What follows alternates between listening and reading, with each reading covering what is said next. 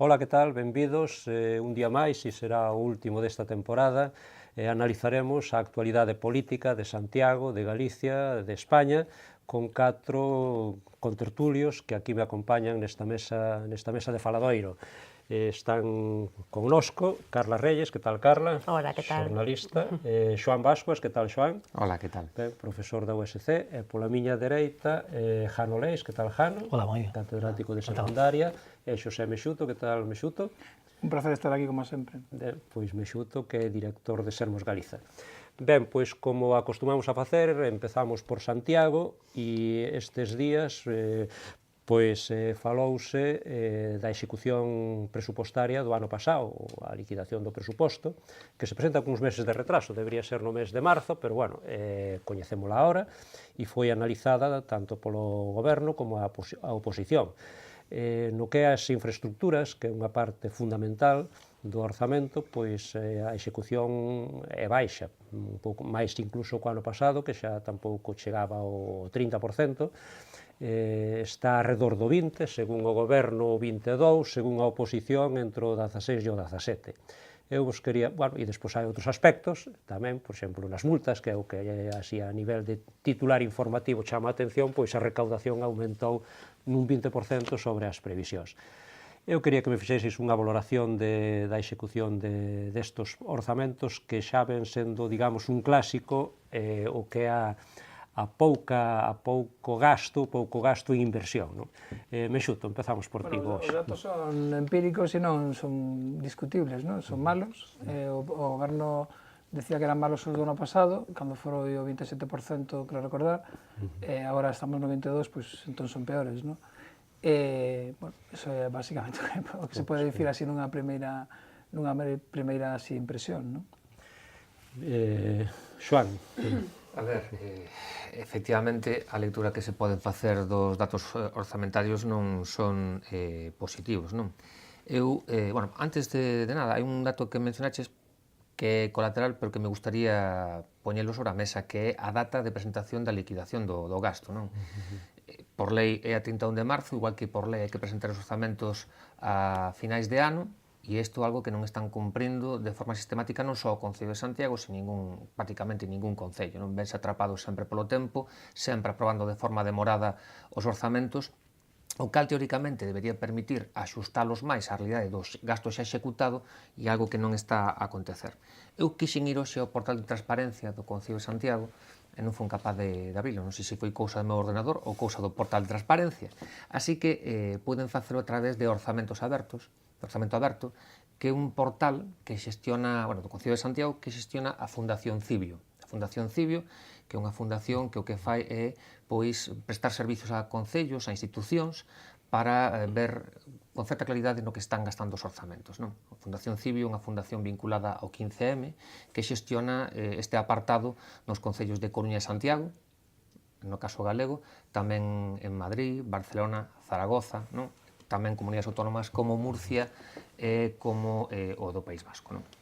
Por tanto, unha fundación bastante vinculada a Podemos, non? E teño que dicir que a páxina é bastante esclarecedora neste sentido, non?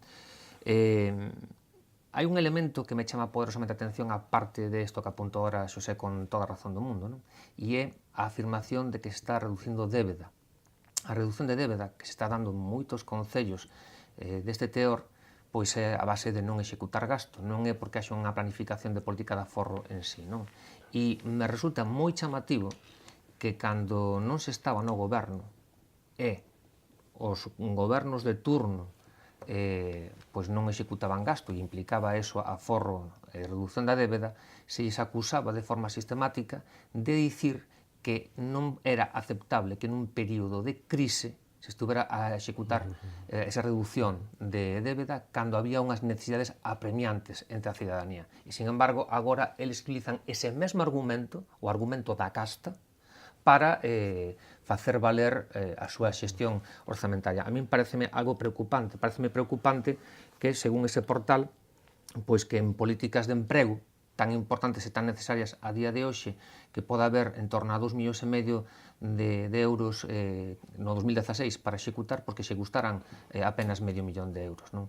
Pareceme moi triste que en política deben estar non só en execución de obra, non? Senón que en política de servicios sociais e política social de 6 millóns pois non se chegue a executar 2 millóns cando tiñamos pendente este ano sí, pois o da famosa renda social do Concello de Santiago. Non? A min os datos sonme sinceramente preocupantes, pero con todo, preocupame máis a percepción de que a ciudadanía de Santiago pois parece que isto tampouco lle importa moito. Jano, as cifras parece que son claras, hai uns porcentaxes baixos, pero e as causas? Vamos a ver. Versión do señor alcalde, os problemas son estructurais. Os problemas son de infraestructura do propio Concello, da estructura botaría a culpa aos traballadores do Concello e aos recursos humanos que ten o Concello. Quero decirlles que coa mesma infraestructura, cos mesmos recursos humanos, no ano 2010, co último goberno bipartito, a liquidación orzamentaria supuxo un investimento de 300 euros por habitante e agora escasamente chega aos 62 ou millor dito, 20 tantos por cento por habitante, coa mesma infraestructura. En segundo lugar, isto pode ser unha disculpa que unha xustificación que se pode utilizar no primeiro ano de legislatura, pero van dous. Hoxe mesmo, o presidente da Xunta de Persoal do propio Concello, Xavier Picón, unha persoa nada sospeitosa de facer o xogo a postulados políticos conservadores, etc., saiu ao paso precisamente de todo isto con esta mesma argumentación. Es decir, non se pode decir, porque quen está neste momento, se hai problemas supostamente estructurais, un goberno despois de 2 anos de xestión tiña que ter neste momento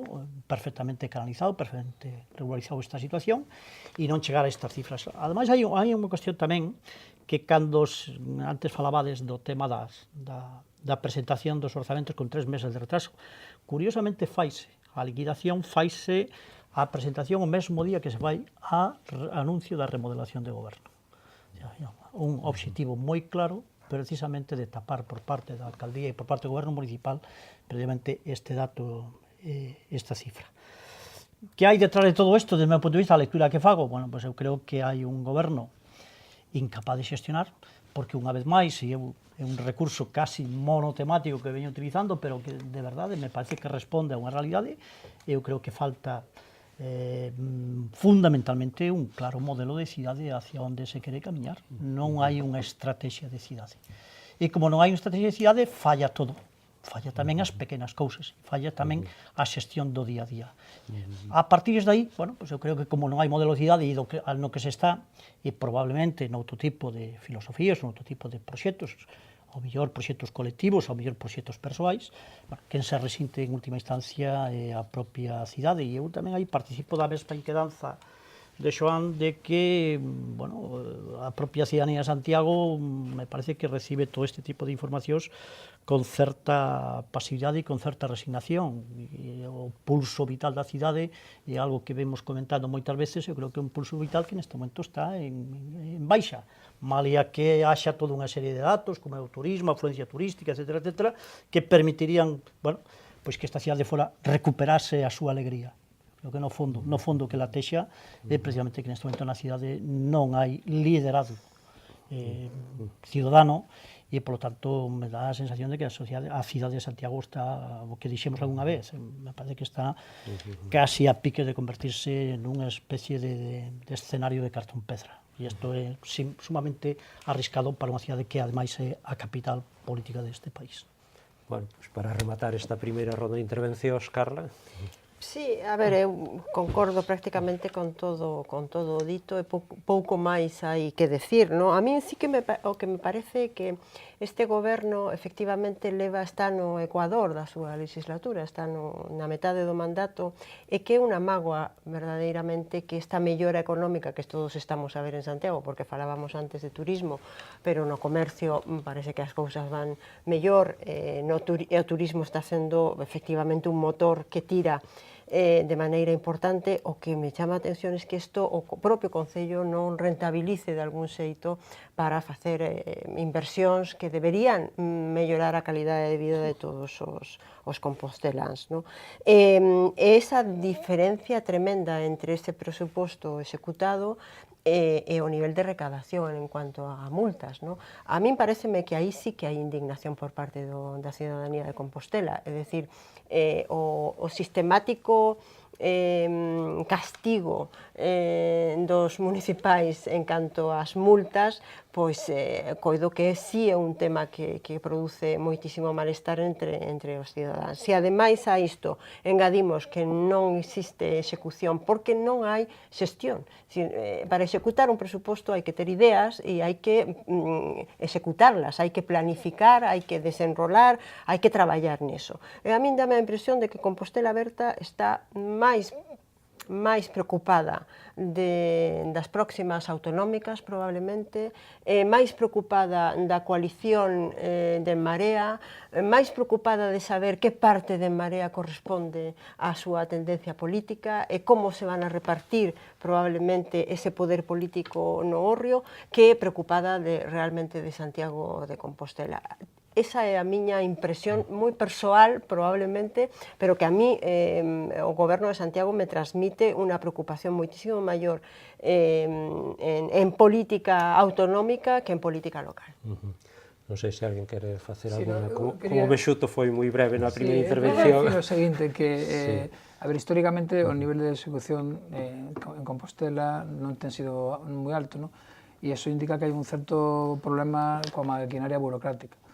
Cal é o problema? O problema é que tampouco Compostela Aberta lle meteu moito dente a ese asunto. Entón, habería que ver exactamente cal sería o limiar mínimo a partir do cal poderíamos considerar aceptable a execución orzamentaria. Eu penso que poderíamos falar, sendo realistas, dun limiar entre o 40 e o 50% da execución. A partir de aí sería aceptable, superar eso sería óptimo. Entón, claro, cando estamos falando de que o que se executa é o 22%, dando por boa versión gubernamental, o 15-16 dando os dados da oposición, estamos vendo que é o 50% do que sería aceptable. E isto, en termos económicos, sería unha perda de investimento na cidade de aproximadamente 4 ou 5 millóns de euros, o cal é unha cantidade en absoluto desprezable. Claro, a forma que ten un goberno de intervir na marcha da economía cos recursos que ten un concello, pois basicamente é esta, é dicir, o capítulo 6, o capítulo de investimentos. E aquí hai, por tanto, unha responsabilidade directa por parte do goberno en non dinamizar a economía real. Pero non solamente pero un problema político, é dicir, porque se ti detectas que hai unha resistencia burocrática ou que hai unhas trabas burocráticas ou unha ineficiencia burocrática, reforma esa maquinaria ou, polo menos, di, bueno, señores, vou facer isto e isto, pero que non parece que tampouco se faga nada disso. E xa remato. Logo, efectivamente, aquí que aplaude coas orellas son os bancos, é dicir, e os credores do Concello, porque coas reformas introducidas por o señor Montoro, todo que non se executa vai amortizar débeda, E por eso pode sair Podemos dicindo que, pero casi aquí facendo unha pinza co señor Montoro. O señor Montoro é quen está permitindo que o non executado, é dicir, o que non vai a resultar na economía productiva da cidade, vai ás arcas dos bancos, vía amortización da débeda, Pues, claro que non parece un logro dun goberno progresista isto, decía que a min tamén a impresión de que o Concello non solamente non está executando, sino que está freando o impulso empresarial que hai na cidade. É dicir, sería bo saber cantas licencias de apertura de proxectos están paradas. Eu coñezo varias que están paradas, é dicir, licencias de apertura de empresas e de negocios que están simplemente por un tema coido que burocrático, pero quero decir, isto é frenar realmente o impulso empresarial, isto significa frenar a creación de emprego directamente. Isto é frenar a riqueza dunha cidade, non? Por lo tanto, xa non solamente que non comen, pero tampouco deixan comer, non? Por lo tanto, a gravedade da situación é todavía maior. A min dame a impresión de que quedan 2 anos, por lo tanto, dentro de ano e medio, xa estamos prácticamente en campaña, e que isto vai se notar, a pesar desas enquisas, non, das que falábamos antes, que son enquisas a moi longo prazo, pero que probablemente de aquí a un ano esa situación vai cambiar, non? Xoan, en relación a execución de gasto en investimento de infraestructuras, parase a repasar cales son as grandes infraestructuras que están desenvolvido na cidade. E pode mirar o da rotonda de túnel de Conxo, está a famosa do cruce de Alfredo Brañas con Montero Ríos, está, sí, efectivamente, non me dou conta agora mesmo de máis, seguro que algunha máis hai, non? Pero é que a rotonda e o túnel de Conxo, isto xa estaba acordado polo goberno anterior, a licitación da obra que se efectuou agora en Montero Ríos, no cruce con Xeneral Pardiñas, pois tamén foi licitada polo goberno do Partido Popular, a da Carrera do Conde, tamén estivera do goberno anterior, e eu pregúntome cal é a proposta nova, novedosa que pode haber neste sentido. E é certo que, como apuntaba Jano, a ausencia dunha proposta dun proxecto de cidade non ten que cimentarse única e exclusivamente en infraestructuras, pode haber máis, non? Eu sigo esperando como auga de mallo esa proposta de mobilidade para a cidade, porque creo que un dos retos que ten Santiago, sobre todo no que é xa non só a améndoa da zona bella, sino en todo o conxunto do centro da cidade, non? Xa que non vas, non tes ideas ou non sabes facer nada nese sentido, eu non espero que nos goberne Fonseca, Xilmírez ou ni siquiera Estévez, pero algo ten que haber nese sentido e non vexo nada, non? Creo, ademais, que o que se está é a xogar todo á carta dos últimos anos, non? Vemos que as infraestructuras pois tamén veñen dependendo da área de rehabilitación integral, do EDUSI, de proxectos e propostas nas que a iniciativa realmente son dos demandantes da cidadanía, non? Entón, isto é preocupante, é como ir deixando facer. É certo que o goberno anterior foi un auténtico desastre e a sensación que quedou entre a cidadanía foi o desastre. E entón, a pouco que fagas, sempre será mellor, pero que ese a pouco que fagas estáse reducindo ao máis mínimo do mínimo. Bueno, rapidamente que cambiamos de tema. Sí. No ano 2010 a execución orzamentaria foi do 52%. Ese é un dato que se a máis alto. A máis alto. É un dato que está no informe de intervención. E logo un segundo dato que de alguma maneira corrobora, ratifica un pouco toda esta, vamos a chamarlle así, incluso despropósito. O 31 de decembro do 2016 había en caixa no Concello de Santiago 22 millóns de euros. Pois debíanse esa mesma data 21.300.000 euros en proveedores. Inaudito. Absolutamente inaudito. Bueno, cambiamos de tema, pero seguimos en Santiago con outro asunto que tamén foi noticia realmente nestes 2 últimos anos, o dos comedores escolares. Non é que sea un dos grandes temas da cidade, pero tamén é importante, afecta a 10 colexios, a 10 grupos escolares e a moitos nenos e a moitas familias. E, bueno, hoxe, pola mañá, pois a Xunta deu visto bo ao convenio, que era un pouco a condición pola que o Concello decía que non podía licitar este servicio para o ano que ven. Agora hai algunha dúbida se que estamos en prazo ou non para que no mes de setembro poida empezar a funcionar con normalidade, pero, bueno, tamén hai un problema xa intrínseco a este servicio que parece que non se dá resolto nunca, non? E ao mellor entramos un pouco na mesma cuestión dunha xestión un pouco lenta. Sí. Eu creo que a parte da xestión lenta ou da maior ou menor rapidez na xestión, creo que aquí hai un problema xa de concepto. Isto non son competencias propias do Concello de Santiago. Quer dizer, isto é unha competencia do goberno galego, a cuestión dos comedores escolares. Entón, creo que o primeiro que teria que facer o Concello de Compostela, por lo menos no medio prazo, é cuestionar este asunto, ¿no? Plantarse ante este asunto, ¿no? E logo, claro, se xa, digamos, non facemos eso e nos colocamos no marco. Oi, pero unha Nos cuestión, colocamos... só unha cuestión, renunciar a unha competencia xeralmente naide quere, todo Pero mundo bueno, quere. pero ti ben terá o Concello de Compostela que ter máis das súas e ser eficiente nas súas como para andar con competencias que non lle son propias, non? Vale. Entón, pero bueno, unha vez que aceptamos que o marco vamos a conveniar unha competencia que non nos corresponde, non? Pois eu creo que efectivamente hai algunhas cousas que sí que se podrían facer e non se están facendo, non? Entre outras cousas, por exemplo, unha consignación orzamentaria que non se fixo nestes orzamentos en previsión de que o que aconteceu ano pasado non se volvese a repetir, en previsión de que houvese calquer problema co convenio co goberno. Eso non se levou a feito, non? Por tanto, aí tamén hai unha certa imprevisión. E logo, todo indica que os prazos non dan para que o 11 de setembro haxa un concurso licitado en tempo e forma. E, por tanto, eso non significa que os comedores escolares non vayan a funcionar. Van a funcionar, pero van a funcionar seguramente coa renovación máis ou menos irregular dos contratos que hai neste momento en vigor, non? Todo unha novedade, Santiago. Que? Todo unha novedade. As prórrogas de contratos de Santiago son unha novedade. Non, pero quero dicir que, claro, a cuestión non é que os nenos non vayan poder comer.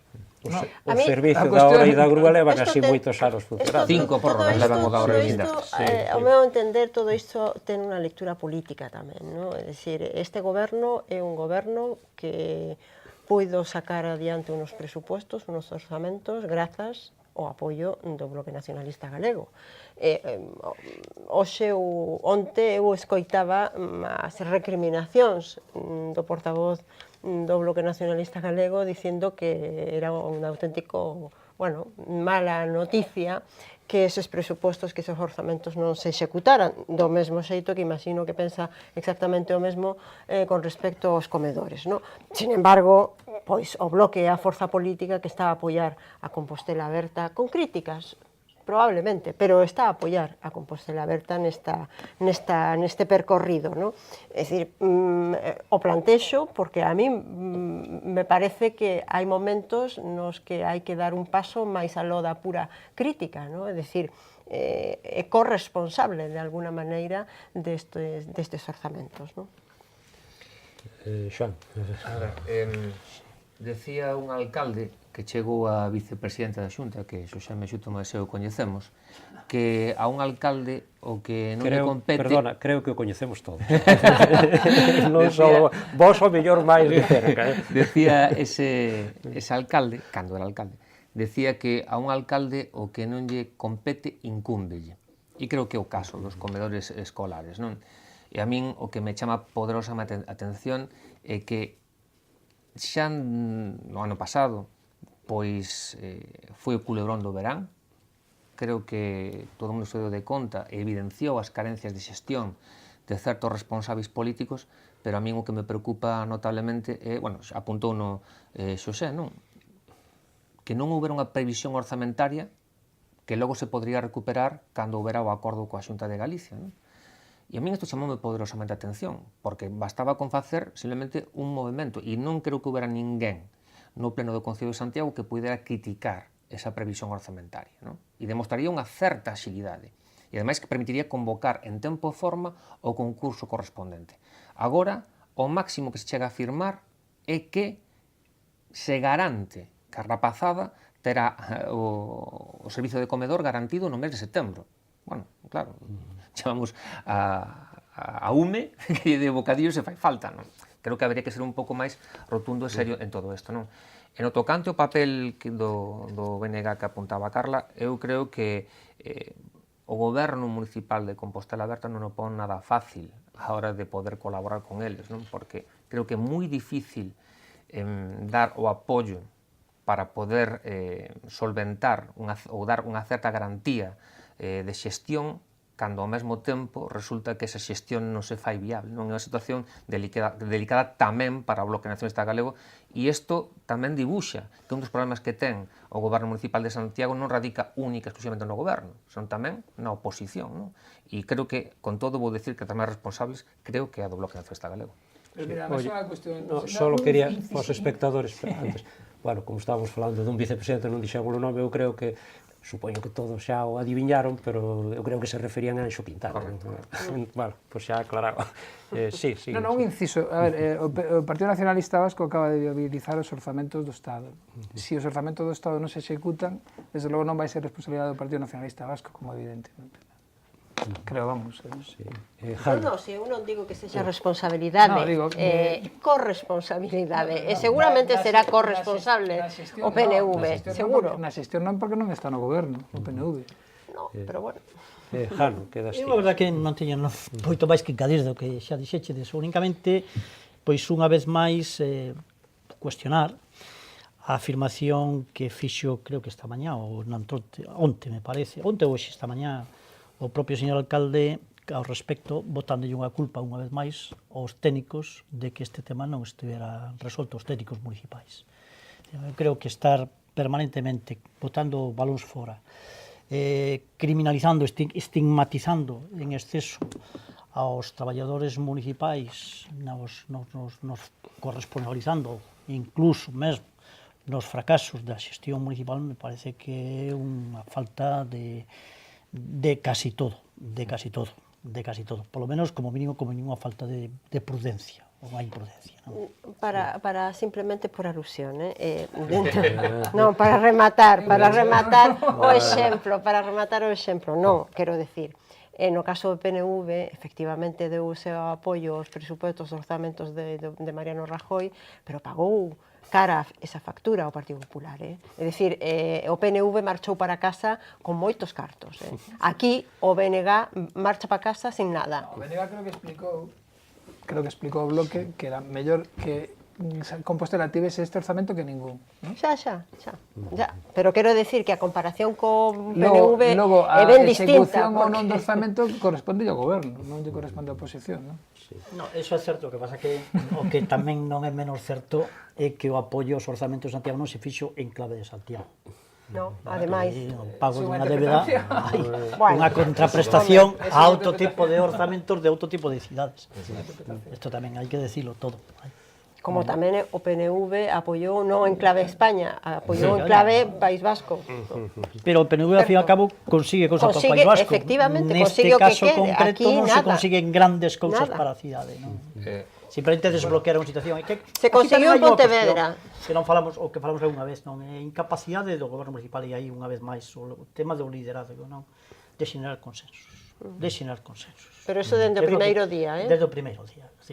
Primeiro, eu creo que está obrigado cando un está en minorías, sempre, pero incluso cando un está en maioría, e cando unha cidade como esta está nunha situación na que está, pois creo que é obrigado a xerar consensos por todas as partes. Eu creo que isto é unha... Ademais, Santiago, en este aspecto, creo que foi exemplar en outros tempos, incluso unha referencia en toda Galicia dunha cidade donde utilizando os subterfuxios que se queiran, porque evidentemente non se facía o mellor de partido a partido, pero se facía de persoeiro a persoeiro.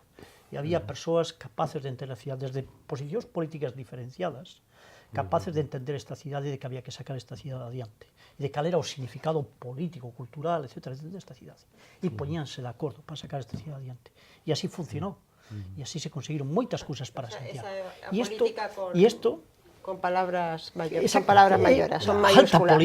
Alta política que necesita unha cidade que, insisto, que a marxen de ser unha cidade de menos de 100.000 habitantes, ten un significado político neste país, un significado cultural que trascende dos ámbitos da propia cidade. E que, por tanto, o que se necesita aquí son líderes políticos, persoas con capacidade de entender ese alcance desta cidade que vai moito máis alá do que o territorio propiamente municipal. Desde a moción de censura a Estévez, que o chimparan do goberno, a partir dese momento creo que se estableceu na cidade como un código de diálogo entre as diferentes forzas políticas, porque aquilo fora un desastre, fora un desastre para a cidade, non? Estou falando, ademais, tanto de Fraga como de Xeardo, como de Encarna, Otero, etc. Había xente que entendía esta cidade perfectamente. Ocurre que nestes dous últimos anos, se facemos un diagnóstico, vemos a un goberno municipal que actúa como se tivera a maioría absoluta, a un bloque nacionalista galego que pretende ser moi responsable, pero que se ve escorado, paradoxalmente, cara á equidistancia, a veces ben, a veces mal, a un PSOE que entende que Compostela Aberta é un intruso que está ocupando a súa posición, e un Partido Popular que é demoledor. E ao mesmo tempo, pois Compostela Aberta alimenta esa dicotomía entre o Partido Popular tamén no goberno de San Caetano, porque lle favorece. Darlle de bofetadas a Compostela Aberta venlle ben ao Partido Popular, pero tamén lle ben a Compostela Aberta. Sí, totalmente Bueno, ese diagnóstico. Ben, pois cambiamos, vamos a Galicia, aínda que tamén afecta a Santiago o tema, que é o do transporte de viaxeiros, tamén afectou a Santiago, o transporte urbano, e, bueno, hoxe, mentras estamos grabando este programa a media tarde, estáse celebrando unha reunión na Xunta, na que participan os traballadores, representantes dos traballadores, os sindicatos e a patronal. E a Xunta cedeu, ata de agora, pois quería reunirse por separado entre eles. Bueno, a reunión non sabemos o resultado, pero en todo caso parece que non vai ser a definitiva, porque van a tratar só algunhas cuestións concretas de todo este plan, de toda esta negociación que hai. En caso de que non houvese acordo, hai xa convocada ou fálase dunha probable folga indefinida, que, bueno, a raíz ao mellor do que está ocurrindo hoxe, pois, puderan cambiar as cousas, non? Eu que quería un pouco tamén preguntar, bueno, valoredes un pouco a situación do transporte, que non se respeten os servicios mínimos prácticamente en ningún sitio, un porcentaxe pequeno, e tamén, bueno, se é necesario ou non, un plan parece que é necesario, pero, bueno, se está ben encaminhado ou non. Sei que son moitas cuestións e, ao mellor, temos moi pouquiño tempo porque xa estamos na parte final do programa. Carla, por exemplo. Sí, a ver, a mí pareceme que efectivamente é un problema complexo, pero que hai que ter coido que a valentía de decir as cousas que como son. É dicir, aquí hai un problema de modelo que obrigatoriamente ten que mudar. Ese modelo, que é un modelo que a toda agora beneficiaba as empresas, ademais as empresas porque optaban a adxudicacións directas de maneira anual prácticamente, e recibían esa adxudicación, temos que decir claramente que esas empresas, o seu modelo de negocio é o transporte escolar. Ese é o seu modelo de negocio. E son empresas que realmente o que fan é presentar unha solicitud a un concurso con uns pliegos de condicións e que levan anos e anos e anos recibindo esas adxudicacións. A situación do rural galego é a que é, é dicir, está claro que hai liñas que son absolutamente deficitarias, non? E que, por lo tanto, tenden a terminar, a pecharse, non? E parece absolutamente lóxico, ao meu entender, que parte desa poboación, para que non se manteña, non quede aí completamente illada, utilice o transporte escolar. A mí pareceme que o argumento que algúns avanzaron sobre que é un problema que os nenos pequeños estean con xente maior é absolutamente ridículo. É dicir, o gallá, todos os nenos vayan efectivamente con xente maior, porque iso é o natural. O natural é que os nenos estén con avós, por lo tanto, é absolutamente absurdo que sexa ese o motivo, non? En segundo lugar, sí que o que me parece fundamental é que non se plantexe como unha incoherencia política, que algúns partidos van por esa vía de incoherencia política, en canto que por unha banda apoiamos ou facemos unha política de apoio ao mundo rural e que por outra banda quitamos servizos, non? Eu entendo que eu vivo no rural, por lo tanto son afectada directamente porque teño 4 autobuses na xornada e probablemente nos vería francamente ben se podésemos utilizar o transporte escolar, porque ademais fan rutas distintas, non? Por lo tanto, poderíamos ter máis rutas, non? Por lo tanto, a mí dame a impresión de que neste momento se está discutiendo, pero se están discutiendo cousas que realmente non son o esencial. O esencial, en canto ás empresas, é o modelo. En canto aos sindicatos, é unha negociación que teñen que facer coa patronal. É dicir, non teñen que facer negociar coa Xunta. Non é a Xunta quen paga os salarios deses conductores, son as empresas. Que pasa? Que nesas empresas, efectivamente, ese modelo que a toda agora funcionaba ten que mudar. Pero iso é inevitable, absolutamente inevitable. Jano. Eu comparto moitas das cousas que dixo Carla ao respecto. É dicir, eu creo que si é necesario unha modernización da organización do transporte neste país. O que non sei é se o modelo polo que se opta é o modelo axeitado. A verdade é que non o sei. Non me parece que a referencia seña o modelo de Castela-León, como se plantea, entre outras razóns, porque creo que o tema de dispersión poboacional que temos aquí non é un modelo, non creo que seña a forma de poboación que teña Castela-León, que é un pouco o modelo no que se inspira a Xunta de Galicia, e non solamente que se inspira, que creo que onte mesmo, ou hoxe mesmo, estaba reunida ou reuniuse a conselleira co conselleiro de Castela-León ao respecto. Hai algo que a min tamén me choca dende fora, e visto como un observador imparcial, non? Que en problemáticas, como dixo Carla, que hai algún tipo de relación, lóxicamente, pero problemáticas un tanto diferenciadas de que se exixa unha negociación tripartita, cando por parte dos traballadores, fundamentalmente o seu problema é o problema do convenio colectivo, que é un convenio que levan tempo reivindicando.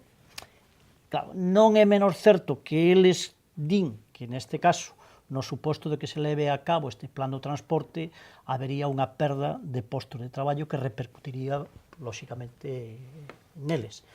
Claro, por outro lado, os empresarios que teñen outro tipo de sectores, e, eu polo menos teño un pouco algunha experiencia no tema do transporte escolar, e teño que decir que, incluso diría, a prepotencia que a veces utilizan os empresarios do transporte escolar a hora de determinar incluso horarios. Bueno, me parece que a veces é bastante abusiva. Claro, todo isto a min é un revolutum que non me casa moito. Todo isto a min sinceramente non me casa moito. Concluo, creo que efectivamente hai que facer algún tipo de plan de transporte que modernice o transporte, que teña en conta os intereses do mundo rural, e que, lóxicamente, pois tamén se teña en conta os intereses dos traballadores, que tamén non é menos certo, teñen uns convenios colectivos moi anticuados, tremendamente regresivos. Eu creo que é dos sectores peor tratados, pero tamén é certo que quen están peor tratados é polos seus propios empresarios, co cal neste momento van da man para unha folga que a min, en certo modo, pois me dá certa sospeita de que é unha folga imposta pola propia patronal. A propia patronal, por tanto, isto a mí e que está botando as culpas, e que se está botando por diante os traballadores. Non sei se logo os traballadores van sacar talladas realmente está utilizan os traballadores para culpar a administración. Non sei se hai garantías, pero a mí é algo que non me que aquí hai algo que non me casa. Sí, a ver, Xoán, Este é un problema que opinas? máis complexo que do que aparenta inicialmente. Primeiro, falábamos antes da ineficiencia na xestión, na dilación dos problemas. Este é un problema que tamén se ven dilatando desde a década dos 90, donde concesións de líneas tamén se foron prorrogando de forma automática por non encarar un problema que é de difícil solución. Apuntaba antes Jano o da dispersión poboacional, pero tamén é a conciliación que teñen as empresas de transporte para que con un mesmo autobús, por exemplo, prestar servizo a distintos centros escolares, que leva á locura de que cando ti queres facer unha xornada continuada, pois tes que tamén negociar cos compañías de autobuses para que se poda contemplar a xornada completa. Non negociar, é que condiciona. Exactamente, bueno, ben que correxido. impoñen os horarios ben dos centros escolares. A corrección, non? Aquí a cuestión é que se encara agora un problema tamén vinculado pois a unha crise do fluxo demográfico e tamén do fluxo académico, nomeadamente no ámbito rural. E isto fai que haxa que repensar todo o mapa. E claro, o repensar todo o mapa non se pode facer nun cuarto de hora e moito menos imitando a outras comunidades autónomas que teñen unha realidade diferente a nosa. Falábades aquí de unha certa connivencia entre a patronal e os traballadores. E pode habela, porque ao fin e ao cabo o pastel finalmente o 78% das líneas van a levar dúas empresas. As pequenas están vendo que lle van comer o terreo. Pois é normal que haxa unha certa correlación de intereses entre os traballadores e a patronal das outras empresas. Pero, ollo, tamén os sindicatos están a dicir que esta é unha pinza que lle fan a Xunta e a patronal para baixar os salarios, reducir as condicións laborais, etc. Non? Eu creo que isto corre o risco non de que o transporte escolar sexa utilizado por veciños e veciñas, non? Mais ben o que corre o risco é que termine por converterse nun transporte de liña que tamén podan utilizar os rapaces que van ao colexio. Vexoto. Pouco é máis que, bueno, A verdade é que na historia da loita de clases é un episodio realmente digno de estudo, ¿no? Porque ver a patronal e os traballadores aparentemente no mesmo campo... Son os efectos perversos do estado de bienestar. No, pero eu creo que normalmente hai que preguntarse o cui prodes, ¿no? A quen beneficia, é dicir, porque o plan evidentemente procura algún tipo de efecto e normalmente os plans se fan normalmente para satisfacer a determinados intereses, ¿no? E a mí me parece moi notable a nota que quitou onte a patronal dicindo que a aplicación do plano ia producir a morte de moitas pequenas e medianas empresas e que só ia beneficiar a algunha multinacional. A dúas. Algunha multinacional. Bueno, entón, claro, esta pode ser a nai do año, ¿no? É dicir, entón temos un conflito na que, por unha banda, hai traballadores que están evidentemente interesados en mellorar as súas condicións de vida e laborais, pero tamén interesados en que as súas pequenas e medianas empresas non se vexan obrigados a fechar, porque o peor convenio é o peor convenio é o convenio cunha empresa que pecha, porque aí non hai convenio. Entón, aquí hai un conflito, efectivamente, aquí, por parte da Xunta, se está optando aparentemente por uns intereses que non son precisamente os intereses nin da maioría das empresas, nin por suposto da maioría dos traballadores. Non comparto iso, e sobre todo non comparto esa visión de que as pequenas e medianas empresas son pequenas e medianas empresas que traballan limpiamente, que son innovadoras, que son imaginativas, que todos os seus valores son positivos, es que están para traballar por Galicia, etcétera, etcétera, etcétera. Eso non é así. É dicir, esas empresas, perdoade, pero esas empresas levan anos, como as grandes tamén, levan anos presentándose a estes concursos, levan anos con un modelo de negocio absolutamente fixo, constante, que non se ve afectado ni por las crisis económicas ni por absolutamente nada. É dicir, o modelo é simple como auga. Eles teñen líneas e percorridos, reciben as líneas e eses percorridos, levan os rapaces, esperan, levan os rapaces ás súas casas e esperan. É dicir, o modelo de negocio é simple como auga, pero é un modelo de negocio ca administración pública. Non é un modelo de negocio no sector privado, soamente teñen un cliente, que é a Xunta, nada máis, non hai máis clientes. Por lo tanto, que pasa? Se a Xunta pecha o grifo, as empresas evidentemente pechan, claro que sí, pero que ese xogo non pode ser así. É dicir, esas empresas non poden actuar como empresas, porque prácticamente son empresas públicas. Non podes ser empresario, patronal, capitalista e ao mesmo tempo solamente ter un cliente que é a administración pública. Pero moi breve, porque... É que, primeiro, non me atrevo a chamarlles pequenas e medianas empresas, porque algunhas delas son o que chaman micropemes, con menos de 10 traballadores. Segundo, non é a súa única fonte de servicio, moitas delas son líneas discrecionais e teñen outro tipo de actividade, pequena, pobre, a mellor, se está vinculado a un espazo xeográfico non hai un desenvolvemento. Pero, dende logo, o que non vou poder contemplar é que, por exemplo, arriba, sexa unha empresa exemplar e preocupada polo desenvolvemento de Galicia, sino polo seu beneficio, e vai ser unha das empresas particularmente beneficiadas deste reparto. Entón, eu creo que, efectivamente, non son uns xenios, non son uns exemplos de galeguidade e de galeguismo, ao mellor, esos pequenos e medianos empresarios dos que te estás a referir. Pero, logo, as multinacionais do transporte tampouco, No, pero sí, pero que a mí me importa, ao final, o que importa é o servicio que dan ao usuario, é dicir, o que importa é que a xente que está no rural poida ter un servizo de transporte. Ese é o objetivo final. É que as grandes multinacionais non van ir a ese servizo, van ir a as cidades. O Partido Popular vai acabar tendo un problema coa súa propia base electoral, porque eses pequenos e medianos empresarios non votan a esquerda, digo, incidentalmente. Quero decir. É que quedanos moi pouquiño tempo e me gustaría tratar neste último programa da temporada dous asuntos que son así de importantes de política nacional, así moi por encima, e, bueno, un deles é a situación, digamos, política no Estado, onde estes días se viu que había un bloque, digamos, un bloque de esquerda e outro de dereita, por chamarlle así, ou de centro-esquerda e centro-dereita, ou de esquerda e máis esquerda e centro-dereita. E, a ver, PP Ciudadanos, por un lado, e no contexto do Estado, e Podemos e Partido Socialista polo outro. que vai a pasar con isto, pero moi rápido porque temos pouco tempo, xa sei que é moi complicado agora facer, a ver, Mexo, tú como ves o panorama no Estado? Efectivamente hai un bipartidismo duplicado, pero con matices. Hai un matiz da, digamos, da cuestión xeracional, é dicir, Ciudadanos e o PP, digamos, da nova política e Podemos e o PSOE da nova política. Canto as propostas que fan os novos a respecto dos vellos, e cando vas ao detalle ves que as diferenzas tenden a ser microscópicas. Nomeadamente no caso de Podemos, ¿no? É dicir, que finalmente acaba sendo unha reformulación da socialdemocracia.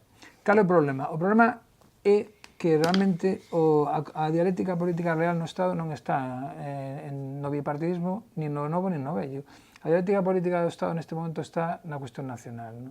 E entón aí sí que hai unha certa fenda no bloco, digamos, do centro-esquerda, ¿no? Sí que hai unha certa fenda, así como non o hai no conservador, no bloco conservador, onde Partido Popular e Ciudadanos ven España máis ou menos igual, con pequenos matices.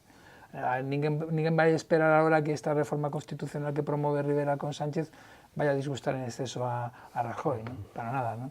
En cambio, entre Podemos e o PSOE sí que hai lixeiras diferenzas no que é a visión de Cataluña, que tamén tenden a ser cada día menores. Na medida en que se acaba de impoñer no Partido Socialista a liña de Sánchez, a liña da plurinacionalidade, etc., a evolución do PSOE aí non acaba de ser converxente, pero cada día está máis perto, ¿no? Pero, bueno, ainda así, sigue habendo unha fenda que complica o acceso da esquerda ao poder, Xavi. Eu coincido que se pasou do bipartidismo ao bibloquismo, ¿no?